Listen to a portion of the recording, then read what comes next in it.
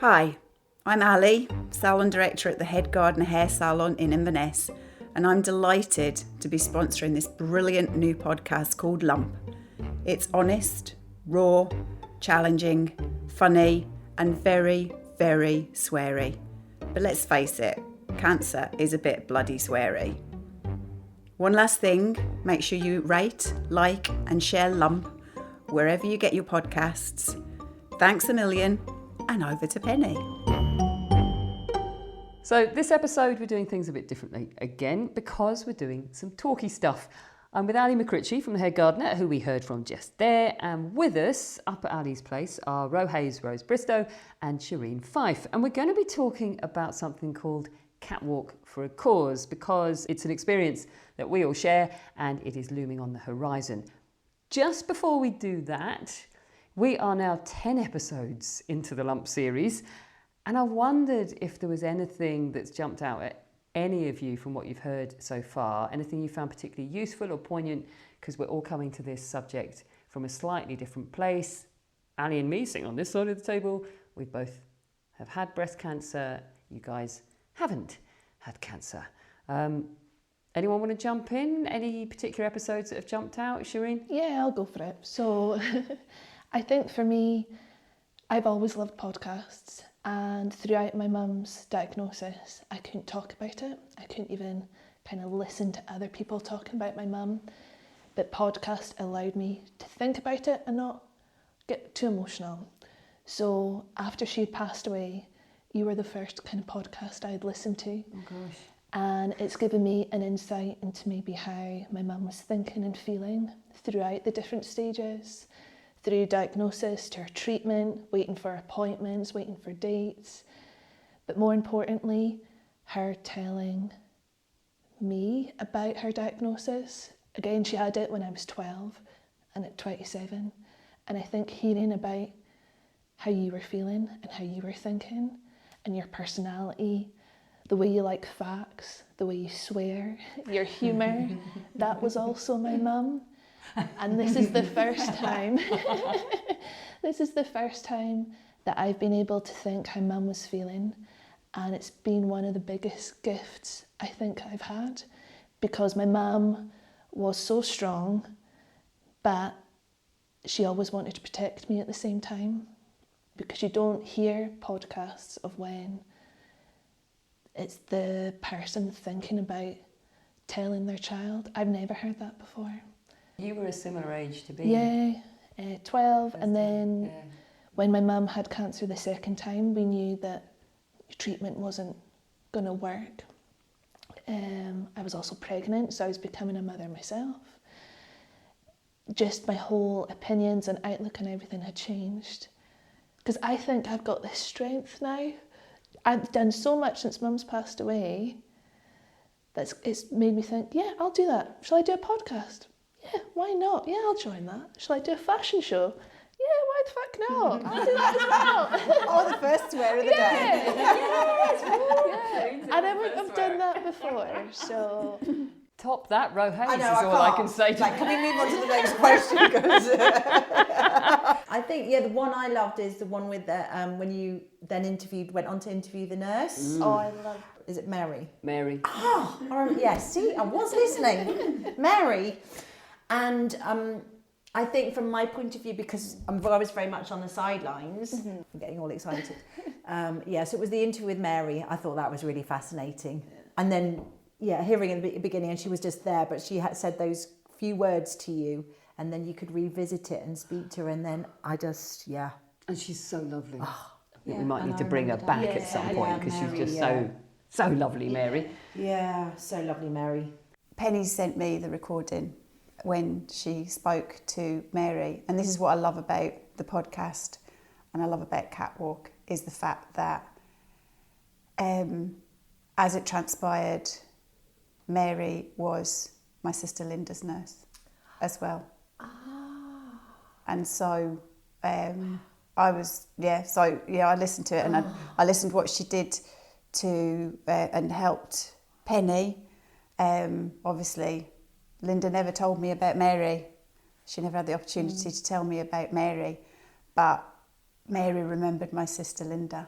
And so the Mary episode obviously hit, and yeah, I was at the battlefield walking the dogs, and absolutely all these American tourists looking at me saying, "What the fuck's wrong with you, love?" It was a long time ago, the battle.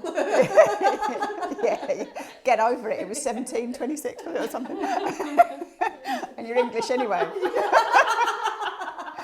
Do you know what was quite interesting as well, Linny? When she listened. This is another friend of Ali's. For Sorry. anyone listening to the podcast who doesn't know our gang. Sorry. More fondly known as Lavi, but that's another private joke. She, when she heard the Mary episode, she actually phoned me and she said, "Oh my goodness, Ali," she said, "I had no idea, you know, when you went in for your pre-op that you might have been feeling all of those things."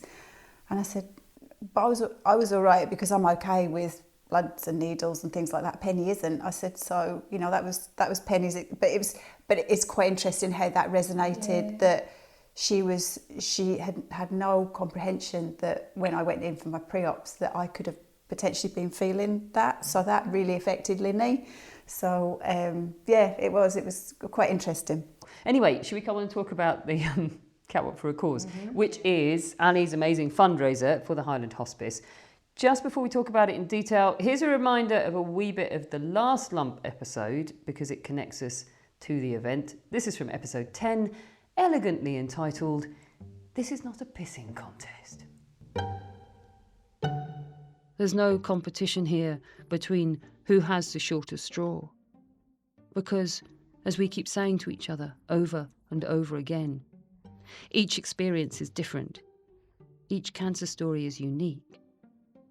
And that mantra of every story is different is one I find being uttered on a loop as I meander through this bizarre cancer landscape. It's there in my consultant's gentle warning not to overread the stories of others when he sends me off back into no man's land to wait for the next tests or results. It was there on Saturday night when we sat and absorbed the stories of a dozen or so cancer warriors at a charity event. Little did we know how personally poignant the night would prove once it eventually came round.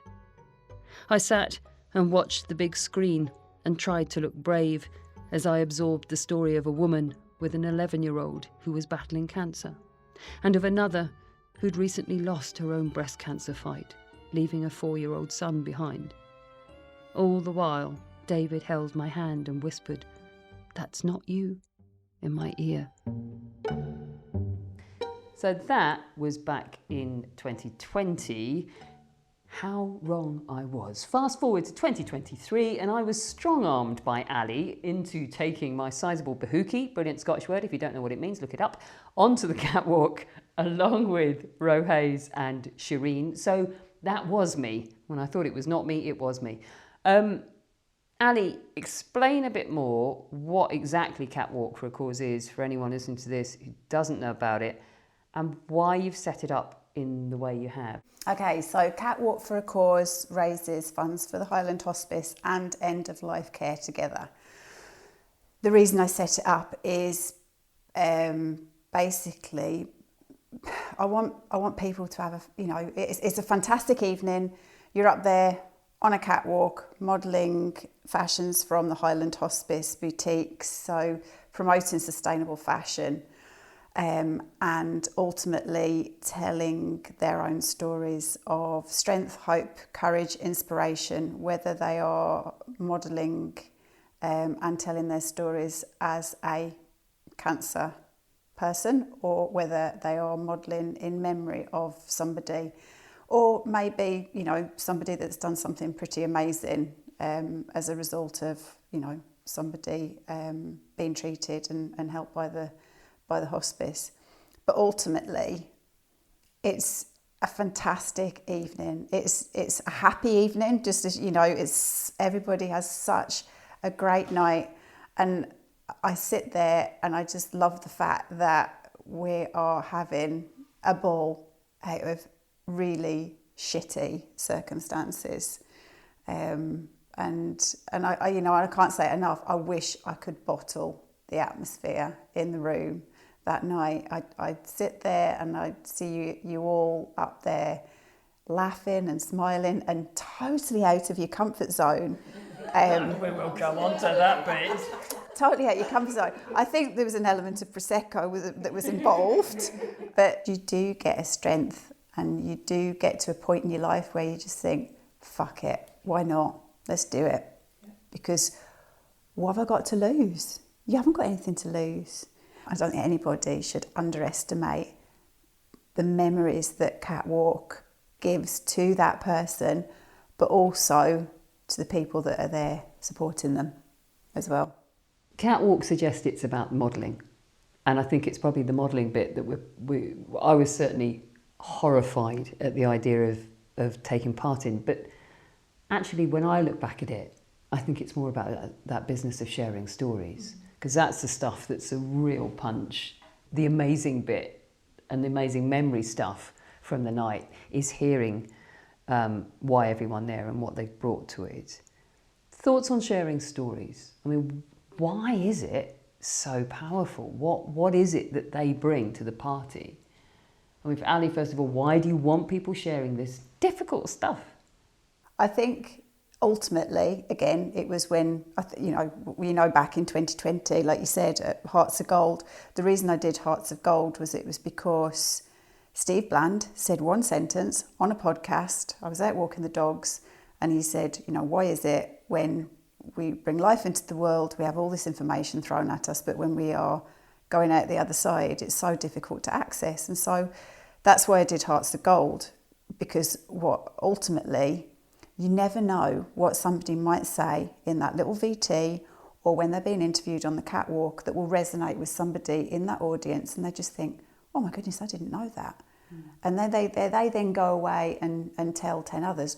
Or it might be that they say something that totally resonates and gives that person the strength and the belief to go and do something or carry on or maybe even get them to empathise and deal with the situation in a slightly different way. There's so many tiny little characteristics within the whole event that could potentially resonate and make a difference to 1, 2, 3, 10 people. It doesn't matter. It's the messages that are always hidden within the stories that, and we all know. I mean, I sent one of my assistants out to get a packet of tissue for every single person that was sat there. Pound shop didn't know what had hit it. She walked in, she went, I need 340 packets of tissues, please. So yeah, and there wasn't a dry eye in the house, and but as you say, happy tears as well, and I'm always blown away by the things that people are able to share with an audience at the Drumossie. Storytelling, Ro Hayes. Well, I was just thinking the first time I met you was here in the house. Do you remember? Mm-hmm. And I walked in and I could see you sitting there going, I don't want to do it. I'm not going to do it. Why are we doing this? Ali asked me to do this. I asked you to do Sisters. To do Sisters. When it was still stylish. 2018? Yeah. Was that 2018? So should we explain that the event has evolved over the years. And so it was Hearts of Gold, yes, it was done in kind of different themes and what have you, and then it has become Catwalk for a Cause that we all took part in. Yeah. So and sis, and I can still remember you sitting there. You cornered me in the chair, and I'm doing the Catwalk. Would you like to do it, Sisters? It'll be right up your street. And I was like, I immediately said, no, that is not my thing. I do not want to get up on a catwalk in front of a whole load of strangers and strut my stuff down a catwalk. No, thank you. Sorry, Ali. No, thank you. And then I think as soon as I got my hair done beautiful as always, and then walked out, and I was like, why? Why did you say no? Why did you say yes? Well, more importantly, because you said no. I said no the first time. Then fast track forward to that. My sister Ali was diagnosed with a brain tumour on the 18th of December 2019. And then last year you asked me? Was it 2022? Well, it was, 2021. 2022 in preparation Okay. for this year. And then, fast track, 2 years later, I'm sitting in the same chair in the salon again, and Ali says, I would like you to do the catwalk. And I was like, yes. Didn't even think about it. I was like, yes. And did you not say to me that you had a real kind of spooky moment that morning? Linny always says I'm a witch. Yeah. And then I have these like witchy, sensey feeling things. And yeah, because I'd been thinking about it, because every time I went back into the head garden, like there'd be a flashback going, you always said no. You said no. And it would always you would have a little there's a little voice in your head going, yeah. And that I have lots of regrets, and that was one of my biggest regrets, saying no to Ali about doing the catwalk. And so then she bizarrely that afternoon said, would you like to yes, I will do it. If you don't mind me asking, did your sister, who's another Ali, did she end up in the hospice? Was she at the hospice? She was in a hospice. She actually was in Newcastle, right. But she was in a similar hospice. So I know the importance and the amazing work that hospices do. And she was in there, I think, 4 months, not even that long, But a long time where she was really well cared for. So, yeah. And I think what I said to you, Ali, is once you've seen someone go through cancer and then die from cancer, there is nothing worse than that. There is nothing harder that you have to go through. So getting up on a catwalk, walking down with a bit of music and fun, so I was like, and Ali was the sort of person that would have gone, she wouldn't have said no, she would have just gone, she said yes to everything. She would have never said no to walking on a catwalk. And so I think, that was another reason. You were challenging Ali. Yeah. She would have got up there and absolutely loved it. Shireen, I suspect your mum, I've seen photos of your mum who was just so beautiful. I could imagine her on a catwalk. Yeah. Mind you, you're gorgeous as well, so in fairness. But did you have to think twice about it? Because it was quite soon after you lost your mum, was it not? My mum had passed away in the August, and I think in October we were asked to do the fashion show. But for me, my mum had actually done the fashion show in 2010. I don't know if it was the same one. No, I think it was the Eastgate and the Highland Hospice. But it was very similar. The idea being you wear the clothes from the hospice shops. So I remember my mum doing it. So as soon as you asked me, I thought, absolutely, why not? And I've still got the pictures and the videos of my mum doing it. Oh, nice. I think it was Nikki Marr who was doing kind of the chatting as she was going down the walkway. And still I've got that. It's just lovely. So I thought my mum would absolutely tell me to do it. So I had to. And my wee boy, he was able to do it with me. So that was really lovely. Your dad. And my dad, it was just amazing. It's a total family thing. So when we're talking about maybe sharing memories, I loved that part of it. I loved hearing from you guys. But I was also thinking of, memories for me and thinking of my mum, thinking of Zach. We were at the hospice for 5 months in the end.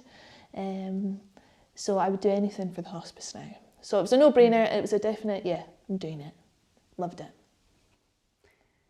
Do you think that in some way going and doing something like this, and even though it's sort of slightly odd walking down a catwalk and strutting your stuff, but telling those stories, sharing those stories, does it help? Because in order to share them, you have to kind of go and have a little think about it, think about what's at the core of it, what's at the core of you doing this. Was that in some way helpful, do you think, in terms of processing what had gone on? Or was it part of it? Or that idea of you being able to remember your mum doing it and having her with you and thinking that your sister Ali, she'd have done this, she's with me here. I wonder if that, we didn't discuss it on the night, but I wonder if that is part of it. I definitely think so. And just reflecting back on, the time at the hospice, the time with mum, there's so many sad parts to that. But there's also some amazing memories, and being able to share that with others and telling your stories and listening to other loved ones' stories. It's lovely. So I love that part. And it kind of makes you realise you're not alone. It's like you were saying that you don't hear podcasts like yours because we don't talk about it. So if you talk about it, you realise, someone else went through that. It's not just me. Well, I remember when your son was on the stage, I was at the side of the stage, and that's the first time I've heard someone of a similar age talk about everything they went through with their mum. I don't know anyone my age who has been through it. So just hearing him, it was like, yeah, I'm not on my own actually. There's so many of us out there.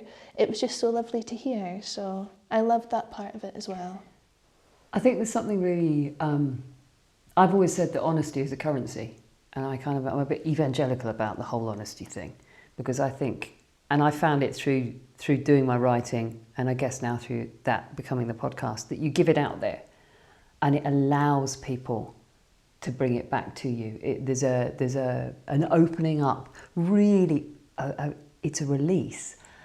And I think through us stepping up there on the catwalk and most importantly, telling our stories, it allows everybody who is in that room to start sharing their stories. It allows people to be upset about whatever they might have in their life or whatever else. But I think that business of having this really collective bit of honesty up there is hugely important. Totally. In terms of, the number of people in the audience who came up afterwards and wanted to talk about the stuff I'd said, or, and talk about the night and share their stuff, was amazing. And I think that business of opening stuff out is incredibly important. Now, Ali, you started doing all this long before breast cancer became part of your life. So let's unpick a bit of your story. What's the root behind why you started doing all this work for the hospice? And I know some other charities as well, but the hospice has been particularly at your heart, isn't it? So what's behind all this? Okay, so Dad was in the hospice in 2010. Dad died in 2010. And when he was in the hospice, it was actually a lady called Paula. She was head of clinical at the time. I did her hair, and she came in to get a haircut, and she said, Ali, she said, the hospice have started doing this thing called Strictly Inverness, and she says they're needing dancers, and I just said you'd do it, and I was like, oh, okay then, that's fine, all right. Obviously it's changed a lot now, so I did Strictly. I did it in memory of my dad. I did Strictly in 2011.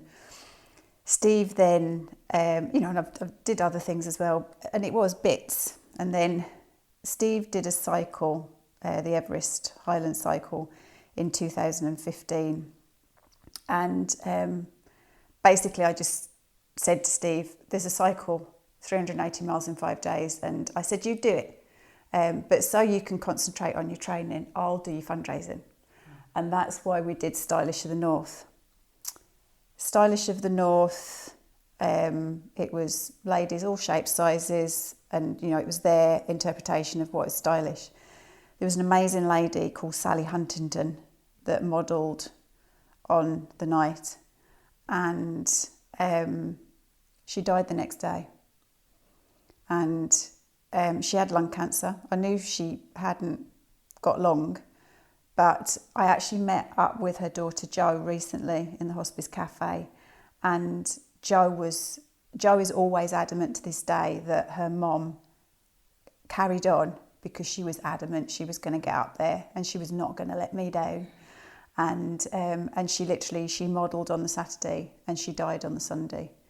And we still laugh. I mean, Jo always says that, when the undertakers came, they said they'd never met such a glamorous corpse in all their days. Because she hadn't, she had spray tan, her lashes were still on, everything. And so that was Stylish of the North. And the only thing that we made the mistake with Stylish of the North was we then themed it. We did mother and daughter the next year. We did sisters, we then did best friends, but where'd you go from there? So then Steve Blanton said that sentence, so I thought, right, okay, let's do Hearts of Gold, brought the 4 charities together, and then we went into a pandemic, and so nothing happened. Ali, you're clearly someone who does. You also do things like go into the hospice and cut hair and you know, you're a dog with a bone with any problem. There you are, digging away, solving it. But I wondered, I can't help, you know, the kind of pop psychologist in me can't help wondering whether, is there something that you throw this insane amount of energy at helping other people with end of life, because witnessing end of life is so disempowering. You know, you lost your dad and you lost your sister Linda. And for someone who does, for someone who solves stuff, for all of us, you do all the time, I can imagine that must have been particularly difficult. It's always going to be difficult, but you couldn't solve them, could you? Yeah, and you know, as I say, my dad is the reason I started it, but ultimately, no disrespect to anybody that's 80 years of age, but my dad was 80. My dad had a good life.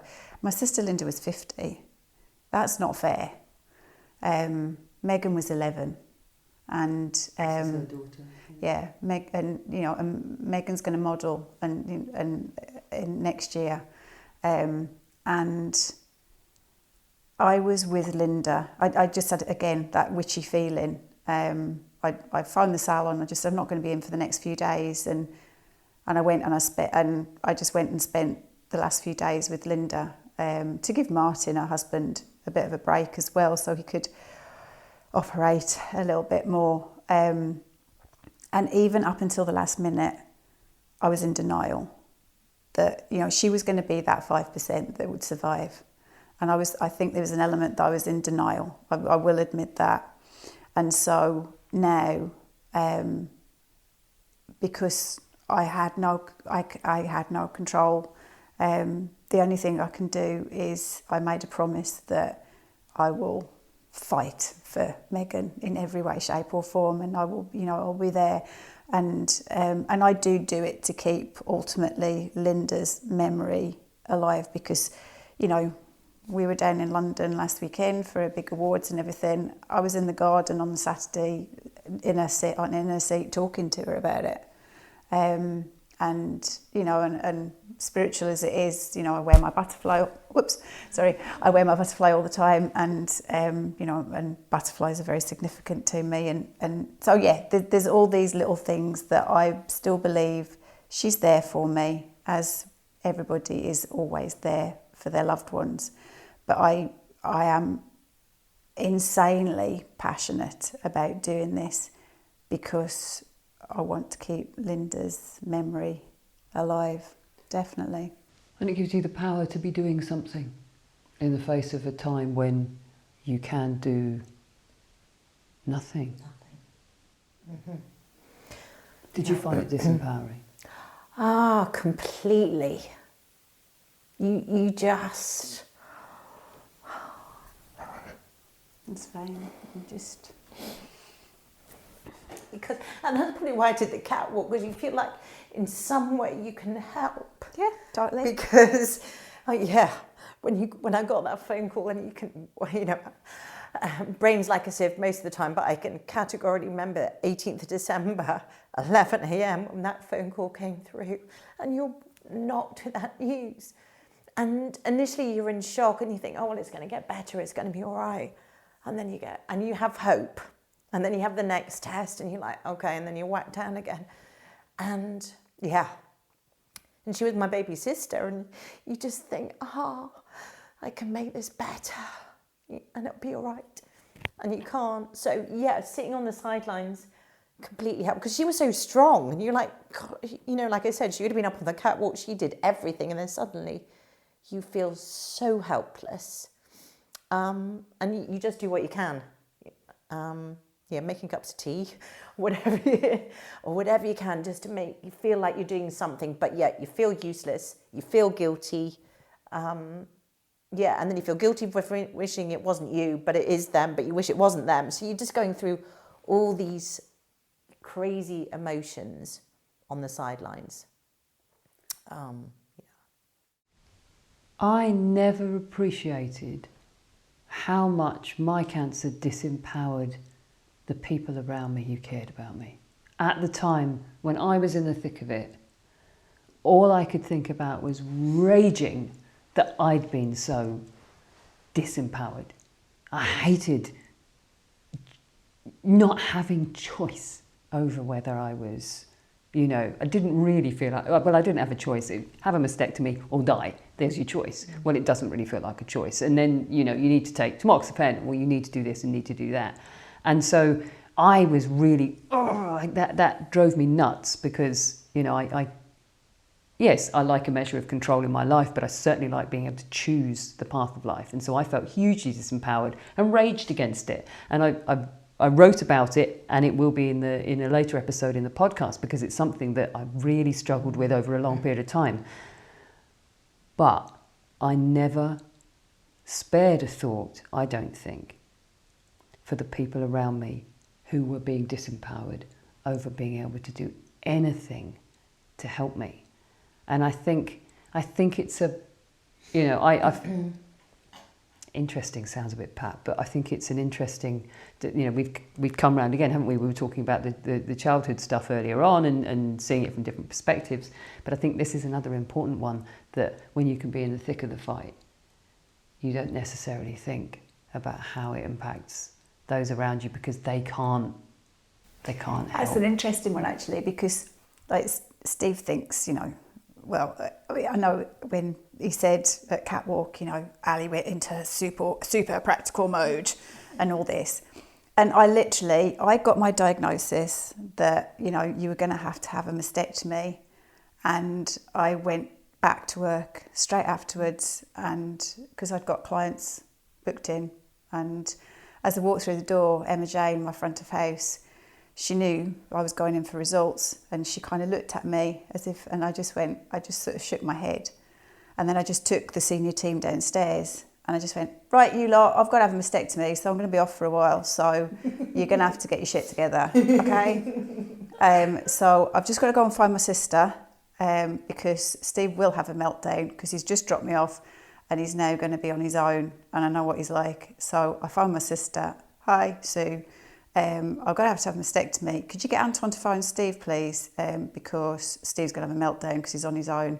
And I know Anton will be his sounding board. My sister started crying. And I was like, stop crying. You are no use to me if you're crying. Stop it. And it's really funny that Steve was like, and I did, Steve went a funny colour of green when Nick Abbott, my consultant, said, you're going to have a mastectomy. And I was like, okay, so how do we go about it? And blah, blah, blah. And Steve I was like, you all right? And he was like, why are you asking me if I'm all right? You're the one that's going to have a mastectomy. So yeah, we're all kind of different. But again, it's going back to what Searingly was saying, that you're putting things in place to trying to protect the loved ones around you. So everybody was falling apart. My senior team were then ultimately actually worried that that's my coping mechanism, that it's just like, actually, this is happening to somebody else, so I'm just going to push everything. But, it's just the way I dealt with it. And I can honestly say I did not cry a tear. It's funny, because I think your coping mechanism is to blackmail the rest of us into getting up onto the catwalk to raise thousands of pounds in money. I know. In fact, when we were sat in February, and person after person was on the catwalk, and Ali kind of blackmailed it. Ali kind of bent my arm up my back, and Ali and Lauren Marn kind of leant over the table and said to me, she went, there's no pattern. Well, in fairness, since you brought up the subject of your mastectomy, I'd said categorically I would not do Catwalk for a cause. I said, I'm really sorry, Ali, you can ask me anything, but that is my worst nightmare. Yeah. It's my idea of hell, and I'm not doing it. Because you said, you're going to get up there. I think you even probably asked me back in 2020 when I was sitting watching 2 weeks or even 10 days before my own mastectomy, and I was watching the whole event take place then, and you said, you'll be up in the next one, and I went, I think you'll find I will not. And when you came back to me last summer and went, so you're going to do it? And I went, no, I'm really sorry, I love you to bits, you're a great mate, but I'm not doing it. And she just went, and that was all you said, and off she went with a kind of a little look in her face, like, that is not the last we've had of that conversation. And then it wasn't until I think you got in touch and I discovered that not only was the cancer back, now you were going to have a mastectomy. And I went, oh, you bitch. And the next time I saw you, I went, oh, all right then. I will see your cancer and I will raise you a mastectomy. I had to pull out the big guns and do you in know what? order to get me up on the stage. I did say, now you've gone and flipping mastectomy. But no, that was the only reason I said yes. And then I spent the whole time trying to find ways of saying no and how to break it to you gently.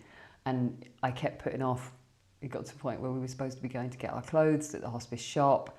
And I kept saying, no, I can't do that day. No, I'm really busy that day. No, I can't do that day either. And it was all me just going, if I go and choose the clothes, I'm going to have to do it. Do you know what? Ultimately, big picture here, and the big picture is always what you all have to remember is all the things that you said that night, all the things that you've done.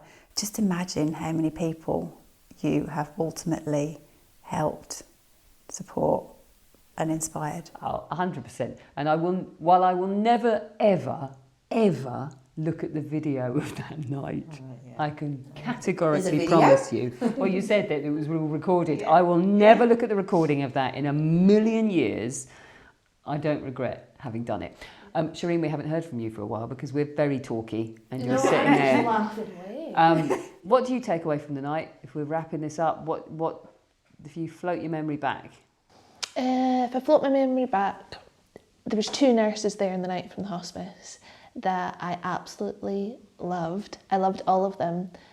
But my time at the hospice, I had a 10-week-old baby boy, and they helped me, all the nurses kind of helped me how to learn to become a mum a little bit.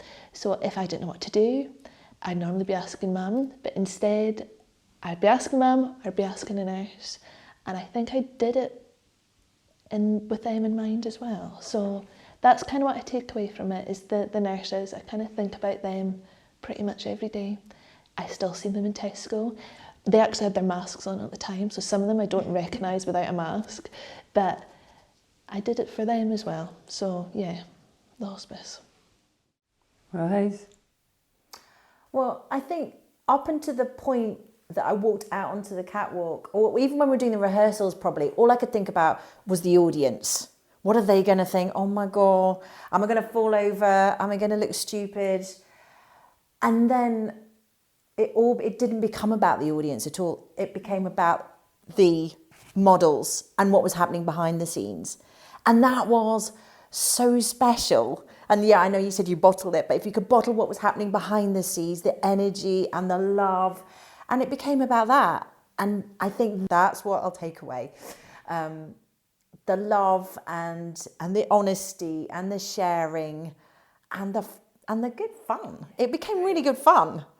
And all the worries and the nerves did disappear. The point of us all talking about this, of course, is Catwalk for a Cause is coming back again next February. Saturday the 10th. Saturday the 10th Get of it in your February. diary. I know, and I keep asking you about it because I'm supposed to be involved, aren't I? Yeah. I am involved. You are involved. I don't know when it is. But do you still need people to step forward in terms of the catwalk? Where are we at? What do you want? So we did a launch on social media, and the hardest thing with all of this is we get so many beautiful stories, but because of the time constraints in the evening, we have to say no to certain people. I want to say yes to everybody, but it would go on for a fortnight, and that's the toughest thing. So I think at this stage we have got the models now. So we're pretty much there. However, because of the nature of the beast, just as in last catwalk, sometimes because of circumstances, there's one lady that was meant to model in February couldn't because she had to go back for more surgery. I'm praying that she'll be okay and she's going to do it next February. So sometimes the nature of the beast, things change, but we just roll with the punches. But ultimately, now it's a case of people getting in touch with Emma Nicol at the Highland Hospice to buy tables and give us lots of auction items and lots of things. It is a really good night, isn't it? I It's mean, I have brilliant. to say, I've gone and attended it at a table for years and had an absolute riot. So it is a fantastic night if it's something that you fancy going along to. So, and again, in order to do that, Highland Hospice, get in touch with Emma. Emma Nicol deals with all the tickets and all the table sales and everything, because I am anal about transparency. So everybody knows that every single penny I get sponsorship, so that all the costs are covered. We get it down to a zero cost event. So the £74,500 that we raised in February, every single penny went to the hospice. From that point of view, actually, if you're listening to this, and so we're not necessarily looking for models. If you want to come along, then tables, but also a really big part of the night is some of the amazing prizes and kind of there's raffle stuff. Yep. There's a silent auction, live auction. So if you're listening to this and you have something that you could donate for the silent auction, which is truly special, that's another way you can help with this. Yeah, absolutely. Absolutely. So that's another brilliant way of donating. Anyone got anything else to say before I do the whole wrapping up bit? No, just thank you. Massive Thank you. It's been great. It's been great to see Shireen again as well, because I see Rohays all the time, which is great. I'm Pennie as well, but I haven't seen you for a while, so it's lovely. It's lovely to see you again, and and it's great to be able to reflect and just revisit a little bit, because it is pretty special. I shall add my thanks to Rohays, Shireen and Ali for coming on the podcast this episode. Ali gets a big fat extra cuddle, because without her and the team at Head Gardener, not only would my hair be even worse state than it usually is, but Lump Podcast would not be possible and would not exist. So an extra cuddle over there. Don't forget, next time you're in the Head Gardener, tell the team you're listening to the podcast and you will get a free gift. And of course, if you're enjoying the series, like it, rate it, comment about it, and share. That is it until the next episode, when we are back on track with the next instalment of the Lump story. I've seen what the next episode is, and it is a cracker because it features Maureen. If you loved Mary, trust me, you're going to love Maureen. You're going to want to hear about Maureen. She has become one of my personal heroes. Lump is written and presented by me, Pennie Stuart, and produced by Adventurous Audio. That's it.